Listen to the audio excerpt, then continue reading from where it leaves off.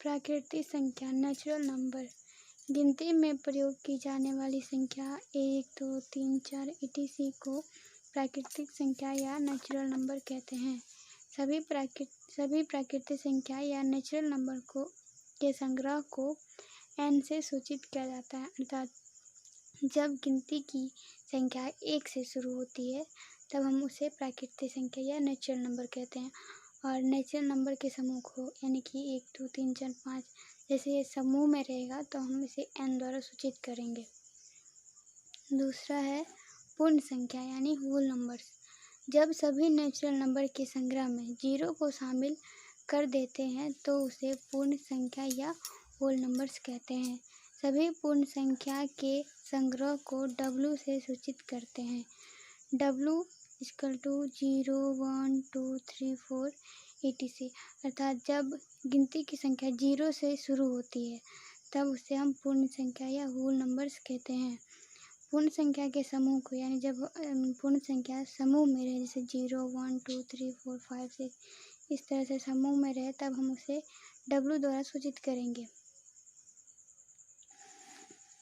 आगे है पूर्णांक संख्या। पूर्णांक संख्या यानी इंटीजर्स। जब नेचुरल नंबर और यानी कि प्राकृतिक संख्या में 0 तथा ऋण पूर्णांक -1, -2, -3 ऐसी संख्या को ऋण पूर्णांक बोलते हैं को शामिल करते हैं तो उसे पूर्णांक या इंटीजर्स कहते हैं। पूर्णांक संख्या के संग्रह को Z द्वारा सूचित करते हैं। Z = -3, -2, -1, 0, 1, 2, 3, 4 etc. अर्थात जब नेचुरल नंबर यानी प्राकृतिक संख्या में 0 तथा ऋण पूर्णांक ऐसे जब संख्या के आगे माइनस लग जाता है तब उसे ऋण पूर्णांक बोलते हैं।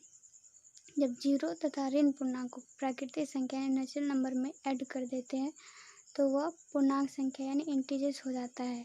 पूर्णांक संख्या के समूह यानी जब पूर्णांक संख्या समूह में रहे, जैसे कि माइनस वाले संख्या और प्लस वाले संख्या तथा 0 तीनों अगर समूह में रहे तो हम उसे Z द्वारा सूचित करेंगे।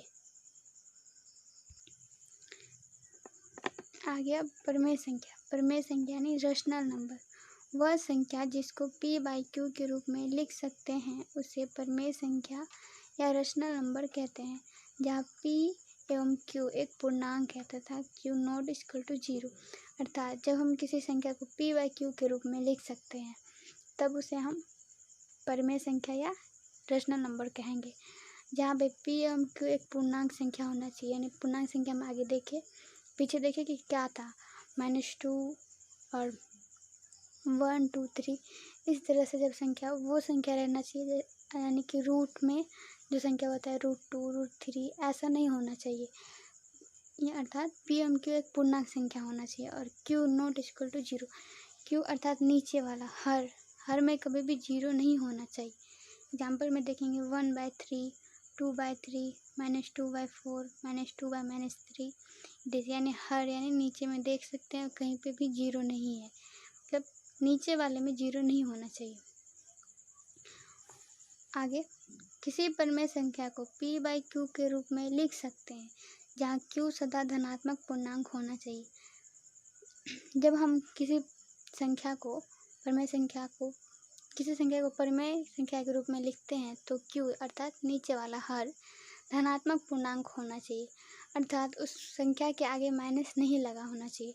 जैसे देख सकते हैं 1/3 3 धनात्मक संख्या है, 2/3 ये भी 3 धनात्मक संख्या है, -2/4 इधर देख रहे हैं माइनस है लेकिन हर में नहीं है, अंश में है।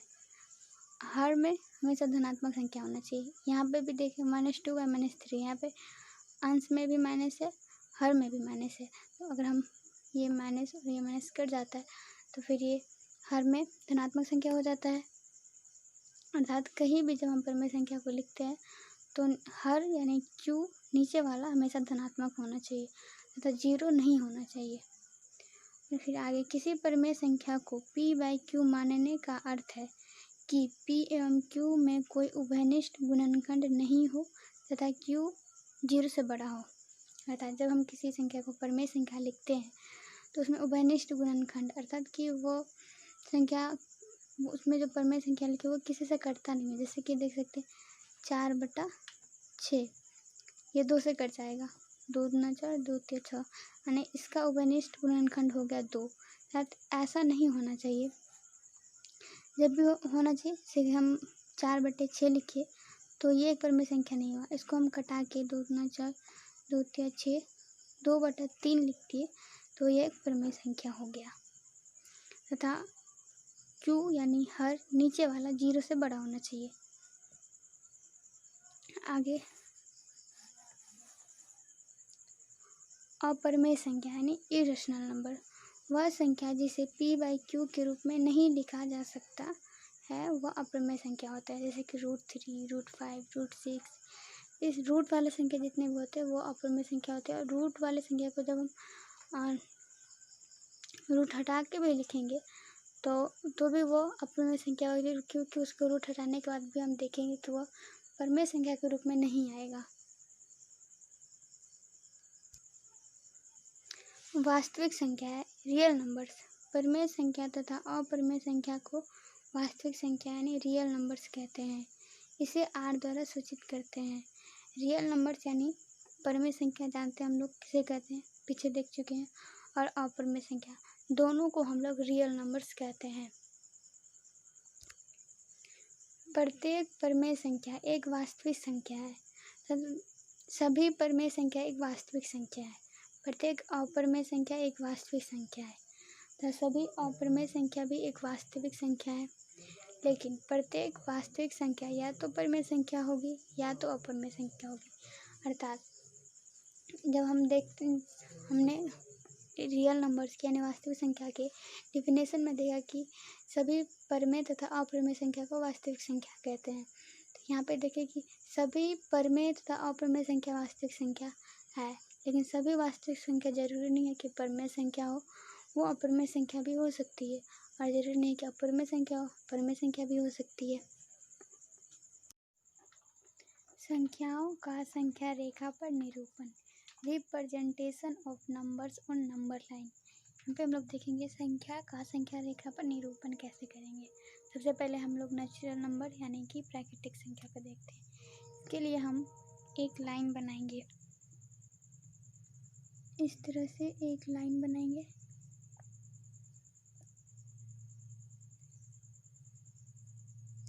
लाइन बनाने के बाद हम इस पे एक इकाई मानकर इस पे पॉइंट बना लेंगे, जैसे A1,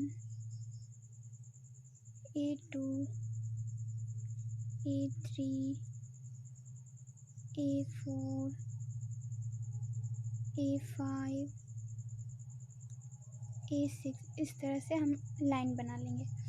और हम लोग A1 तथा A2 के बीच की दूरी को एक इकाई मानेंगे। मान लेते हैं कि हमारे इनके बीच की दूरी 1 सेंटीमीटर है, तो सबको 1 सेंटीमीटर लेना है। अर्थात A1 A2 equal to A2 A3 equal to A3 A4 equal to A4 A5 equal to A5 A6 equal to 1, यानी सारे की लंबाई एक होनी चाहिए।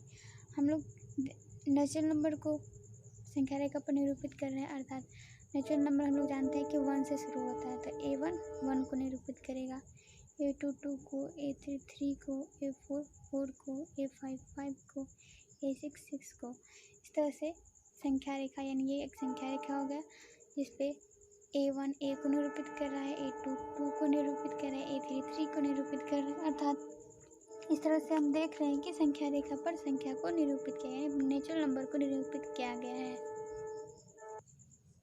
और इसको हम लोग दाहिनी साइड में लिए, बाएं साइड यानी लेफ्ट साइड में लेंगे तो वो नेगेटिव यानी माइनस हो जाएगा। हम प्राकृतिक संख्या में सिर्फ धनात्मक पूर्णांक यानी धनात्मक संख्या लिया गया है, तो इसके दाहिनी साइड ही लेंगे। अब हम लोग संख्या रेखा पर होल नंबर यानी पूर्ण संख्या को दर्शाएंगे। उसके लिए हम लोग एक लाइन खींचेंगे,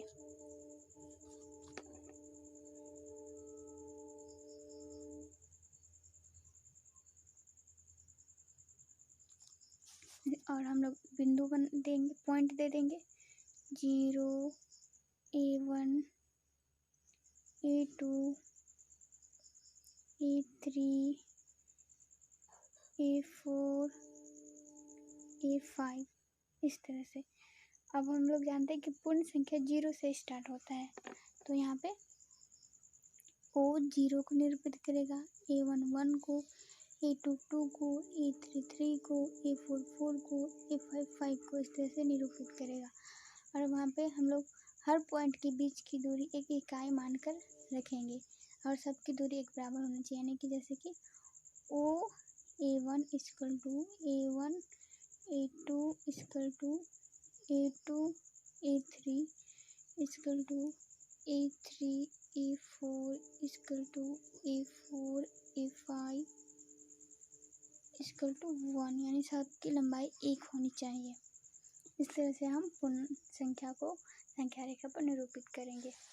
आगे पूर्णांक संख्या। हम लोग पूर्णांक संख्या को संख्या रेखा पर निरूपित करेंगे। कैसे करेंगे हम लोग? इसके लिए एक लाइन खींचेंगे।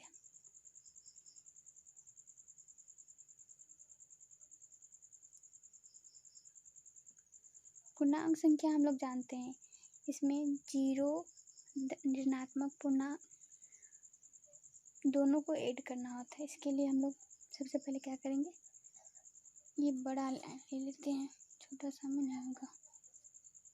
सबसे पहले हम एक बिंदु को O मान लेंगे।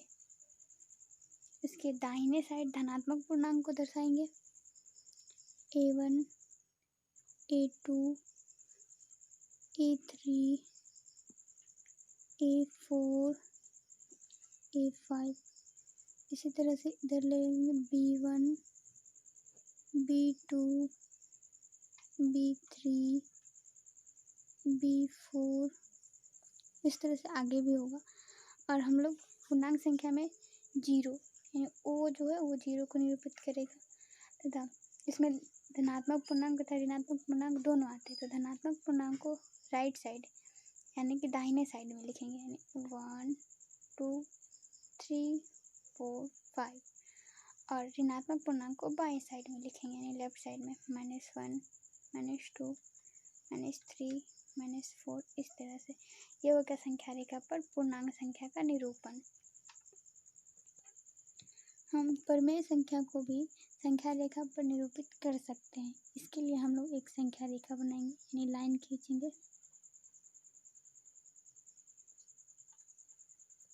इस पे एक बिंदु O मान लेंगे जो 0 को निरूपित करेगी।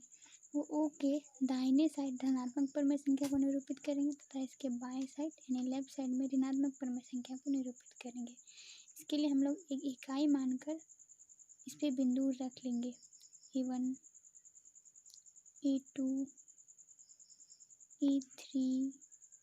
इस तरह से इधर B1 B2 B3 इस तरह से। और इस पे A1 A को निरूपित करेगा, A2 2 को, A3 3 को। इसी प्रकार B1 -1 को, B2 -2 को, B3 -3 को। इस तरह से होगा। अब हम लोग एक एग्जाम्पल देखते हैं। 1/2 को संख्या रेखा पर निरूपित करते हैं। कैसे करेंगे? हम लोग सबसे पहले सभी खंड को यानी कि ये बीच की दूरी को समद्विभाजित करेंगे, अर्थात 2 भागों में बांटेंगे। तो हम O से A1 तक के बीच की जो दूरी है इसको हम समद्विभाजित करेंगे, यानी 2 भाग में बांटेंगे। इसको S1 मान लेंगे। इसको भी विभाजित कर सकते हैं S2, इसको विभाजित करेंगे S3। इसी तरह से इस साइड में P1 P2 P3 समद्विभाजित यानी 2 भागों में बांट लिए। हम लोग को यहाँ पे हम लोग एक यूनिट मान लें यहाँ से O A1 equal to 1 centimetre. तो A1 O A1 1, फिर A1 A2 1 centimetre, A2 A3 1 centimetre. इस तरह से हम एक इकाई माप के रखें। जब हमारा O A1 1 सेंटीमीटर है तो O S1 हाफ सेंटीमीटर होगा, O S1 हाफ सेंटीमीटर।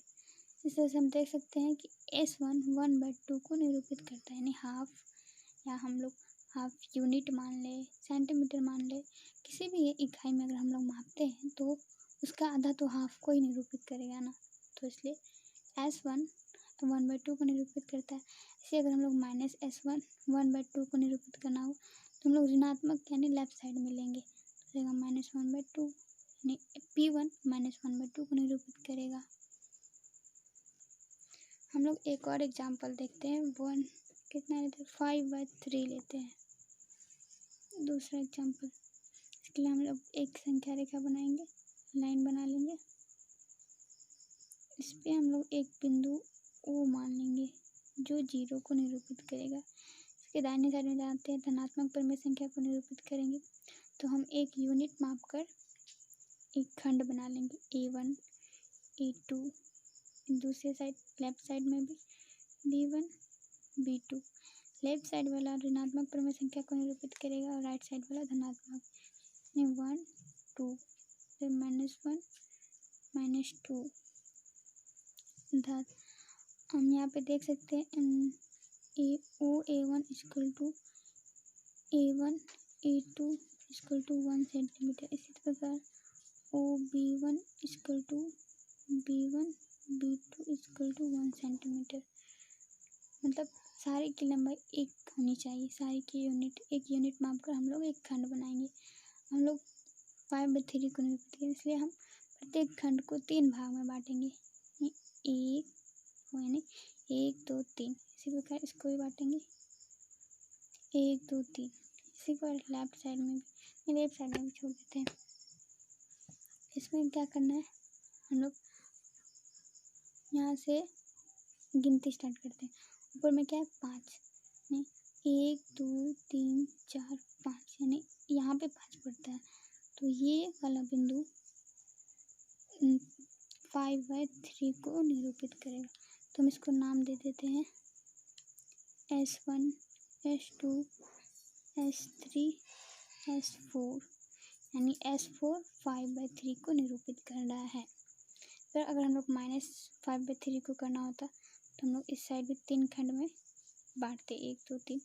इसको भी बांटते 3 खंड में, 1 2 3, और इसको नाम दे देते P1 P2 P3 P4। इधर से हम लोग गिनती स्टार्ट करते 1 2 3 4 5, यानी P4 -5/3 को निरूपित करेगा। अब अपरिमेय संख्या का संख्या रेखा पर निरूपण करेंगे। एग्जाम्पल में √2 लेते हैं। √2 को निरूपण करने के लिए एक लाइन बनाते हैं, इस पे 2 पॉइंट बनाते हैं, तो 0 तथा O तथा A। O 0 को निरूपित करेगी, A 1 को निरूपित करेगी। O तथा A के बीच की दूरी मान लेंगे 1 यूनिट है। A पर एक लंबवत रेखा खींचेंगे और OA तथा AB दोनों बराबर होना चाहिए। OA = AB, ये 1 यूनिट है, तो इसको भी हम लोग 1 यूनिट मानेंगे, यहाँ से यहाँ तक की दूरी। अब B से O को मिला देंगे। मिलाने के बाद हम O को वृत्त का केंद्र मानकर OB त्रिज्या का एक चाप खींचे, जो संख्या रेखा को बिंदु C पर काटती है, और ये बिंदु C √2 को निरूपित करेगी। इस तरह से संख्या रेखा पर √2 का निरूपण करेंगे। एक और एग्जाम्पल देखेंगे, √3 का संख्या रेखा पर निरूपण करेंगे। इसके लिए हम लोग एक लाइन बनाएंगे,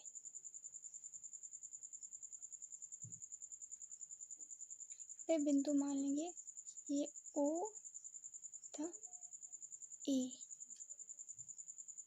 O 1 को निरूपित करेगी, O 0 को निरूपित करेगी और A 1 को निरूपित करेगी।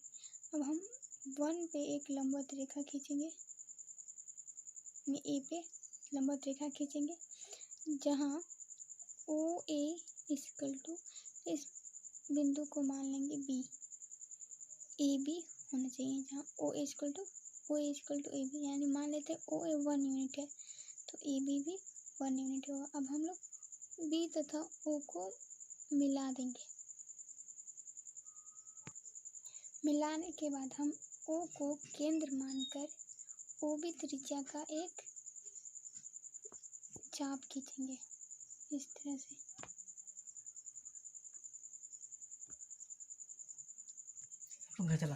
जो अब चाप खींचने के बाद यहाँ पे एक संख्या रेखा पर एक बिंदु कट होता है जिसको हम लोग C मान लेंगे। ये बिंदु C बिंदु √2 को निरूपित करता है। हम लोग आगे देखें पीछे देखें कि √2 को निरूपित करता है तो C। अब हम लोग C पे एक लंबवत रेखा खींचेंगे, इसका नाम दे देते हैं D। ये लंबवत रेखा A तथा B के बराबर होना चाहिए, यानी AB इक्वल टू DC यानी 1 unit.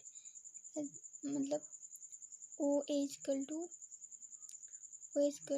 AB, AB equal to CD, यानी कि ये OA equal to AB, AB equal to CD, यानी सारे की लंबाई एक होनी चाहिए। अब हम लोग D को O से मिलाएंगे। अब हम लोग O को केंद्र मानकर OD त्रिज्या का एक चाप खींचेंगे।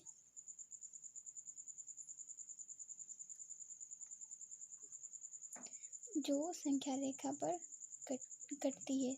इस बिंदु का नाम दे देंगे E। ये E √3 को निरूपित करेगी। इस तरह से हम आगे भी √4, √5 को निरूपित कर सकते हैं। अगर हमें -√3 या -√3 या -√2 को निरूपित करना होगा तो इसी प्रोसेस को हम इस साइड यानी लेफ्ट साइड में करेंगे। हो गया हमारा अपरिमेय संख्या का संख्या रेखा पर निरूपण। वास्तविक संख्याएं और उनके दशमलव प्रसार, real numbers and their decimal expansion. हम लोग यहाँ पे देखेंगे वास्तविक संख्याएं और उनके दशमलव प्रसार के बारे में जानेंगे। इसके लिए हम लोग एक एग्जांपल देखते हैं। 3/5 यह एक परिमेय संख्या और हम लोग जानते हैं परिमेय तथा अपरिमेय संख्या को वास्तविक संख्या कहते हैं। इसका दशमलव प्रसार करने के लिए भाग विधि का उपयोग करेंगे। भाग विधि से हम 5 से 3 में भाग देंगे, यानी 5 से 3 में भाग देंगे तो 5 से 3 में भाग नहीं लगेगा तो 3 के बगल में 0 लाने के लिए 0 दे के एक पॉइंट देंगे तो यहाँ पे 0 हो जाएगा। तो 5 6 के 30 कट गया, इसका शेषफल 0 आ गया। फिर एक और एग्जांपल देखते हैं। 19/8 8 से हम लोग 19 में भाग देंगे, 8 से 19 में भाग दिए, 8 दूना 16, 9 में से 6 गया, 3 इधर कट गया। अब 3 8 से नहीं कटेगा तो यहाँ पे हम लोग एक 0 लाने के लिए पॉइंट देंगे, पॉइंट दिए तो यहाँ पे 0 आया। फिर 8 दिया 24, 10 में से 4 गया 6 इधर कट जाता है। फिर जब हम लोग एक बार पॉइंट दे देते हैं तो हम लोग अपने मन से एक 0 हर जगह पे बैठा सकते हैं। तो यहाँ पे हम लोग एक 0 दिए तो 60 हो गया, 8 7 56। फिर यहाँ 10 में से 6 गया 4 इधर कट गया। फिर हम एक 0 बैठाए, 4 तो 8 से कटेगा नहीं, फिर 8 5 40 कटने के बाद इसका भी शेषफल 0 आता है। एक और एग्जांपल देखते हैं। 5/16 16 से 5 में भाग देंगे, 16 से 5 में भाग नहीं लगेगा तो इसके बगल में 0 लाने के लिए 0 दे के एक पॉइंट देंगे, अब लग जाएगा। 16 या 48, 10 में से 8 गया 2 इधर कट गया, 16 से 2 तो कटेगा नहीं तो यहाँ पे हम लोग एक 0 देंगे। एक बार पॉइंट बैठाने के बाद हम लोग एक 0 अपने मन से दे सकते हैं हर बार। तो हम लोग एक 0 दिए तो 16 एकम 16, 10 में से 6 गया 4 इधर कट गया। फिर एक 0 दिए, 16 दूना 32, 10 में से 2 गया 8 इधर कट गया। फिर एक 0 दिए, 16 85, इसका भी शेषफल 0 आ गया। आगे क्या परिमेय संख्या का दशमलव प्रसार, हम लोग भाग विधि द्वारा देखें। भाग विधि से हम लोग दशमलव रूप में लाए, इसका भागफल दशमलव में आया, इसको हम लोग लिखेंगे यानी 3/5।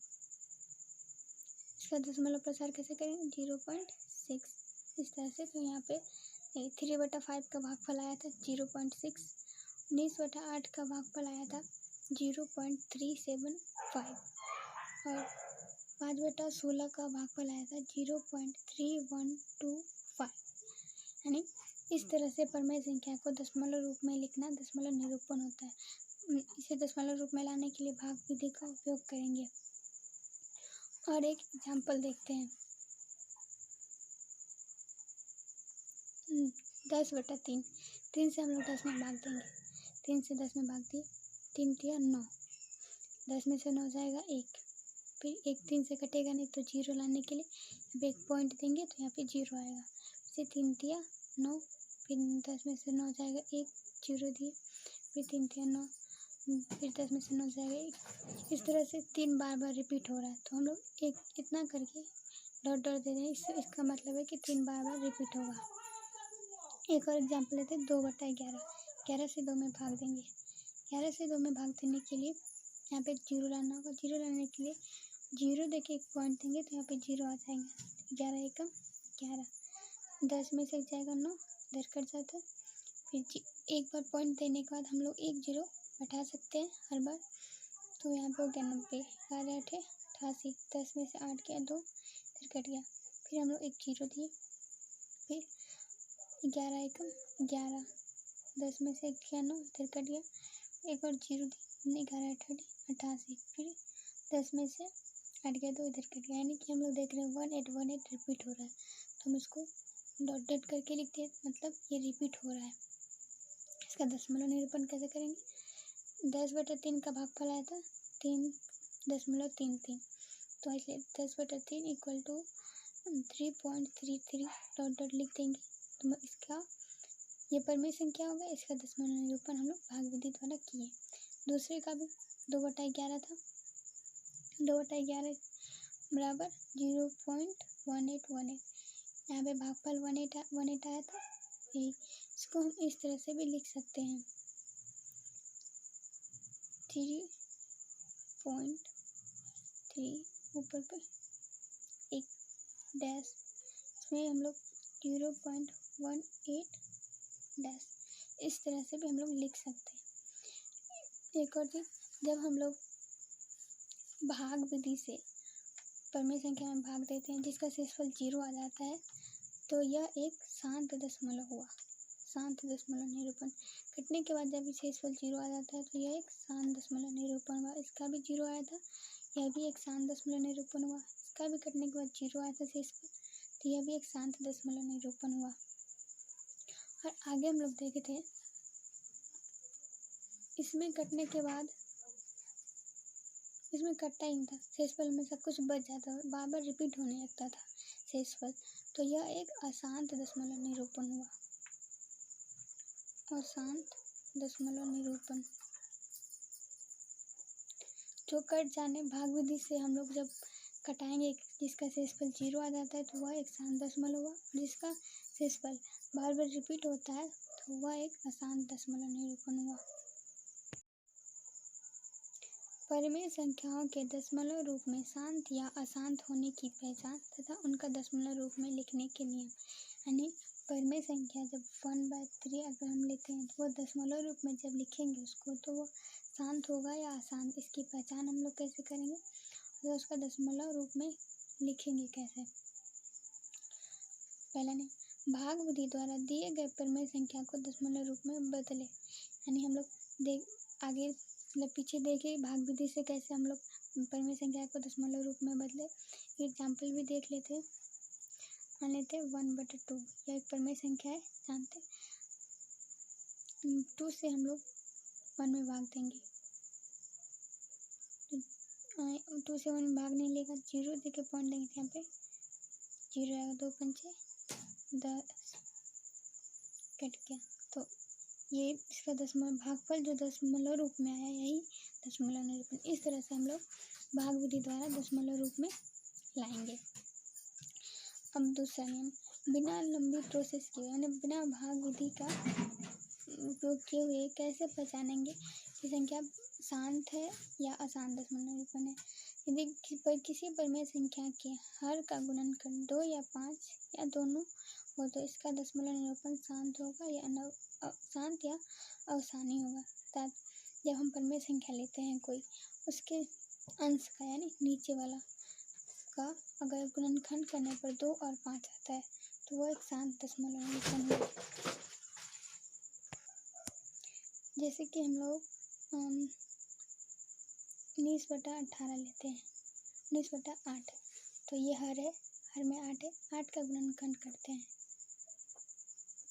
2 से 2 चौके 8, 2 दूना 4, इसके गुणनखंड में सिर्फ 2 आया, मतलब यह एक शांत दशमलव निरूपण है। बिना मतलब भाग विधि का उपयोग किए हम लोग इस तरह से पता कर सकते हैं शांत है या अशांत।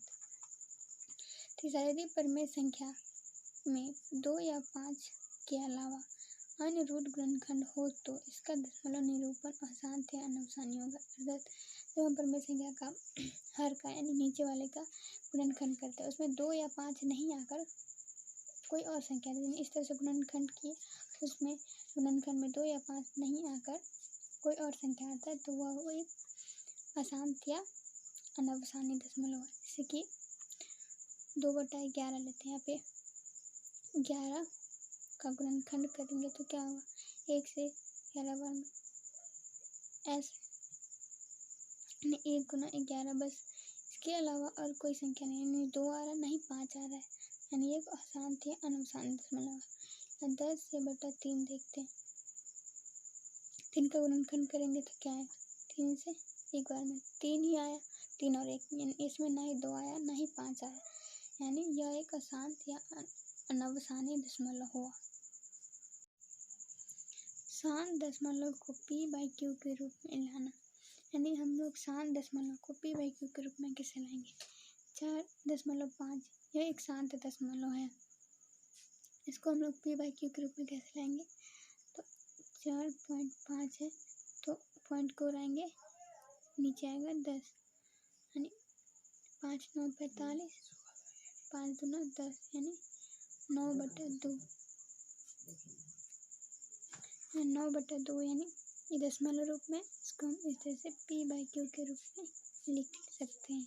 इस तरह से आगे अशांत या आवर्त दशमलव को परिमेय संख्या p/q के रूप में लाना, तो हम लोग देखिए शांत दशमलव को परिमेय संख्या p/q के रूप में लाए। अब हम लोग अशांत दशमलव को p/q के रूप में लाएंगे। एग्जाम्पल में 0.6 लेते हैं, इसके ऊपर ये डॉट दिया हुआ है, इसका मतलब 6 बार बार रिपीट हो रहा है। 0.6 का मतलब है यहाँ पे पॉइंट दिया है, इसका मतलब कि 6 बार बार रिपीट हो रहा है। इसके लिए लेटेस्ट का हिंदी होता है माना कि x = 0.6 पर में डॉट है, इसलिए हम लोग x = 0.66 लिख सकते हैं। इसका मतलब होता है रिपीट होना, तो इसको हम लोग इक्वेशन फर्स्ट यानी समीकरण फर्स्ट मानेंगे। अब दोनों समीकरण फर्स्ट में दोनों ओर 10 से गुना करने पर, यानी दोनों साइड 10 से गुना करेंगे। 10 से गुना क्यों करेंगे, क्योंकि यहाँ पे बस एक ही संख्या बार बार रिपीट हो रहा है, सिर्फ 6 रिपीट हो रहा है। इसकी जगह पर 2 संख्या रिपीट होता तो हम लोग 100 से गुना करते, 3 संख्या रिपीट होता तो 1000 से गुना करते। यहाँ पे एक ही संख्या रिपीट हो रहा है, इसलिए 100 से गुना करें, यानी मल्टीप्लाइंग बोथ साइड्स बाय 10। दोनों साइड हम 10 से गुना करते हैं, 10 गुना x, इधर भी 10 गुना 0.66, 10 गुना x करने पर 10x आएगा। इधर 1 0 है तो ये पॉइंट एक संख्या के इधर आ जाएगा, यानी 6 के इधर, तो 6.6 है। ये 0 का कोई वैल्यू नहीं रहेगा 6 के आगे देने का, इसलिए नहीं दिए, तो 6.66 इसको इक्वेशन सेकेंड मान लेंगे। अब इक्वेशन यानी समीकरण सेकेंड में इक्वेशन माइनस इक्वेशन फर्स्ट, यानी समीकरण सेकेंड में फर्स्ट को घटाएंगे। समीकरण सेकेंड क्या है, 10x = 6.66, यह समीकरण सेकेंड, और समीकरण फर्स्ट x = 0.66, यह हो गया समीकरण फर्स्ट। इसको घटाएंगे, घटाने के लिए हम लोग चिन्ह परिवर्तन करेंगे। चिन्ह परिवर्तन के नियम के बारे में हम लोग आगे की क्लास में पढ़ेंगे। यहाँ पे x के आगे कोई चिन्ह नहीं है, तो मतलब यहाँ पे प्लस है, यहाँ पे हो जाएगा माइनस। यहाँ पे भी 0 के आगे कोई चिन्ह नहीं है, तो यहाँ पे प्लस है, यहाँ प्लस है तो नीचे हो जाएगा माइनस। चिन्ह परिवर्तन कर दिए, 10x में से 1x घटाएंगे तो कितना 9x बचेगा। इधर 6 में से 0 जाएगा 6, इधर 6 में 6 हो जाएगा 0, 6 में 6 जाएगा 0। पॉइंट के बाद 0 का कोई वैल्यू नहीं रहता, तो सिंगल 6 लिख सकते हैं। x इधर 9x इधर गुना में, तो इधर आने के बाद भाग में हो जाएगा। जब दो चर मान रहते हैं एक साथ लिखे हुए तो उनके बीच हमेशा गुना रहता है। तो यहाँ पे गुना है, तो जब गुना वाली संख्या को बराबर की साइड में लाएंगे तो भाग में आ जाएगा। ये 6/9, 6/9। अब हम इसको 3 से कटेगा, 3 दूना 6, 3 तिया 9, 2/3। x equal to 2/3। ये हो गया p/q के रूप में निरूपण। एक और एग्जाम्पल लेते हैं 0.18। 18 के ऊपर डैश लिखने का मतलब है 1818 बार बार रिपीट हो रहा है। इसको हम लोग निरूपित करेंगे p/q के रूप में। इसके लिए लेटस यानी माना कि x इक्वल टू 0.18 पर में डैश दिया हुआ, इसका मतलब ये रिपीट हो रहा है, इसलिए हम लोग x equal to 0.18 dot dot लिख सकते हैं। इसको समीकरण फर्स्ट मानेंगे। मल्टीप्लाइंग बोथ साइड्स बाय 100 से क्यों गुना कर, पहले वाले में हम लोग 10 से गुना किए, इसमें 100 से गुना किए क्योंकि 18 यानी दो संख्या बार बार रिपीट हो रहा है 1818, इसलिए 100 से गुना किए। दोनों तरफ 100 से गुना करते हैं, 100 गुना x, इधर 100 गुना 0.1818। हम 100 गुना x करने पर हो जाएगा 100x बराबर, उधर दो संख्या मतलब 2 0 था तो दो संख्या के बाद पॉइंट हो जाएगा यानी 18.1818। ये हो गया समीकरण सेकेंड। अब समीकरण सेकेंड में समीकरण फर्स्ट को घटाएंगे, यानी समीकरण सेकेंड क्या है 100x बराबर 18.1818। ये हो समीकरण सेकेंड। अब x इक्वल टू 0.1818, ये समीकरण फर्स्ट था, समीकरण फर्स्ट इसको हम लोग घटाएंगे। घटाने के लिए चिन्ह परिवर्तन करेंगे। चिन्ह परिवर्तन के नियम के बारे में हम लोग नेक्स्ट क्लास में पढ़ेंगे। यहाँ पे सिर्फ इतना जान लेते हैं कि x के आगे कोई चिन्ह नहीं है, अगर किसी संख्या के आगे कोई चिन्ह नहीं रहता है तो वह आगे में प्लस है, प्लस में है। इसके तो यहाँ पे प्लस है तो माइनस हो जाएगा, यहाँ पे भी कुछ नहीं है तो प्लस है तो माइनस हो जाएगा। हम 100x में से एक x घटाएंगे तो कितना 99x बचेगा। फिर 18 में से 0 घटाएंगे 18 बचेगा, फिर 18 में 18 घटाएंगे 0, इधर 18 में 18 0। पॉइंट के बाद 0 का कोई वैल्यू नहीं रहता है तो हम लोग 0 अब नहीं लिखेंगे, सिर्फ 18 लिखेंगे। इधर दो चर और अचर मान है, दो चर और अचर मान जब एक साथ लिखा हुआ रहता है तो बीच में गुना होता है, तो इस साइड 99 गुना में है तो बराबर के इस साइड में आएगा तो भाग में हो जाएगा। इसके बारे में हम लोग नेक्स्ट क्लास में पढ़ेंगे। x इक्वल टू 18/99, ये कितना 9 से कटेगा, 9 दूना 18, 9 एकम 9, 11 बाद 2/11, x इक्वल टू 2/11। ये हो गया p/q के रूप में निरूपण। दो परमेय संख्या के बीच परमेय संख्या लिखने के नियम। यदि a और b दो परमेय संख्या हैं तथा b a से बड़ा हो, यानी b a से बड़ा है और उनके बीच n परमेय संख्याएं लिखना हो तो हम लोग ये रूल्स लगाएंगे। a plus b minus a बटा n प्लस 1। a पहली संख्या है, b दूसरी संख्या है, n परमेय संख्या। जितना परमेय संख्या हमको निकालना रहेगा दो परमेय संख्या के बीच वो रहेगा, तो ये रूल हो जाएगा a plus b minus a n plus 1 comma, फिर a plus 2 into b minus a n plus 1, यानी ये पहला ये दूसरा, इसलिए 2 से गुना किए, फिर कोमा दी, फिर a plus 3 into b minus a बटा n प्लस 1, यानी तीसरा था तो 3। से ही हम लोग को n परमेय संख्या निकालना है तो a plus n into b minus a बटा n प्लस 1। यहाँ पे n परमेय संख्या निकालना था इसलिए लास्ट में n। ये रूल हुआ, मतलब एक फॉर्मूला है कि दो परमेय संख्या के बीच परमेय संख्या लिखने का। चलिए एक एग्जाम्पल देखते हैं हम लोग। एग्जाम्पल क्या है 3 और 4 के बीच 6 परमेय संख्याएं ज्ञात करें। 3 और 4 के बीच हमें 6 परमेय संख्या ज्ञात करना है तो 3 हो जाएगा a, यानी a बराबर 3 और 4 हो जाएगा b, यानी b बराबर 4। हमें कितने परमेय संख्या निकालना है 6, तो यानी n इक्वल टू 6। हम लोग फॉर्मूला में देखें बी माइनस ए और n प्लस 1 ये बार बार रिपीट हो रहा है, हर बार रिपीट हो रहा है। तो हम एक बार इसका मान निकाल लेते हैं। बी माइनस ए, बी कितना है 4, ए कितना है 3, तो 4 माइनस 3 बराबर 1। बी माइनस ए का मान 1 हुआ।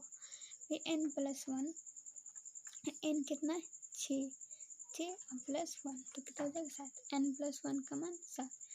हम लोग फॉर्मूला लिखते हैं a plus b minus a बटा n plus 1 comma a plus 2 into b minus a बटा n प्लस 1 फिर comma a plus 3 into b minus a बटा n प्लस 1 फिर comma a plus 4 into b minus a बटा n plus 1 फिर coma. यानी हम लोग को 6 पर में संख्या निकालना तो 6 बार लिखेंगे 1 2 3 4 5 6 यानी 6 बार 5 6 बार लिखना है।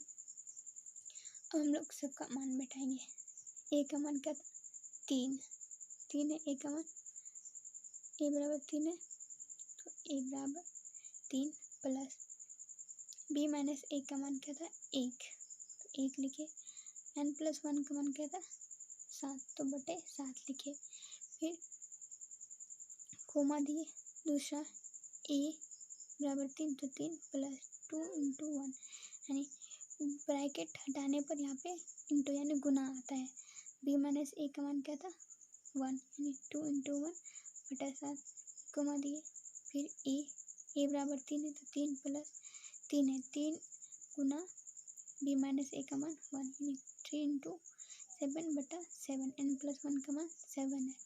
फिर कोमा 3 प्लस 4 इंटू 1 यानी 3 ए बराबर 3 प्लस 4 बी माइनस ए का मान 1 है तो इंटू 1 n प्लस 1 का मान है 7। इसी तरह से दूसरा यानी ए प्लस ए का मान 3 है तो 3 प्लस 5 इंटू 1 माइनस बटा 7 3 ए बराबर 3 तो 3 प्लस 6 इंटू 1 बटा 7। हम लोग इसको बनाएंगे। ये भिन्न का जोड़ है तो भिन्न का जोड़ बनाते हैं। 3 के नीचे कुछ नहीं तो 1 लिख सकते हैं। तो 1 से 3 भाग देंगे तो फिर 3 ही आएगा। जैसे तो 1 तथा 7 का एलसीएम निकालेंगे तो कितना आएगा 7। करेंगे 1 तथा 7 का एलसीएम निकालेंगे तो 1 इंटू 7 करेंगे तो 7 ही होगा यानी 7 आएगा। 1 से 7 में भाग देंगे तो कितना होगा 7 और 7 या 3 में गुना करेंगे 7 या 21 प्लस 7 से 7 में भाग देंगे तो 1 से 1 में गुना करेंगे तो 1 ही आएगा। यहाँ भी 3 के नीचे कुछ भी नहीं तो 1 से 7 में भाग देंगे तो कितना आ जाएगा 7 से 3 में गुना करेंगे तो 7 या 21। अब 2 गुना 1 करेंगे तो 2 ही होगा और 7 से 7 में भाग देंगे तो भागफल कितना आएगा 1 से 2 में गुना करेंगे तो 2 प्लस 2। इसी तरह से यहाँ पे भी किए ऐसे हम निकाले 7 1 से 7 में भाग दिए तो 7 आए 7 से 3 में गुना किए तो 21 सत्या प्लस 7 से 7 में भाग दिए तो भागफल 1 आया। 1 से 3 में गुना किए तो 3 हुआ। 103 में यहाँ पे गुना किए तो 3 हुआ। इस तरह से सबको लिख लिए 21 प्लस 4/7 फिर 21 प्लस 5/7 21 प्लस 6/7 6 पर में संख्या निकालें तो 6 बार हम लोग इसको बनाए हैं।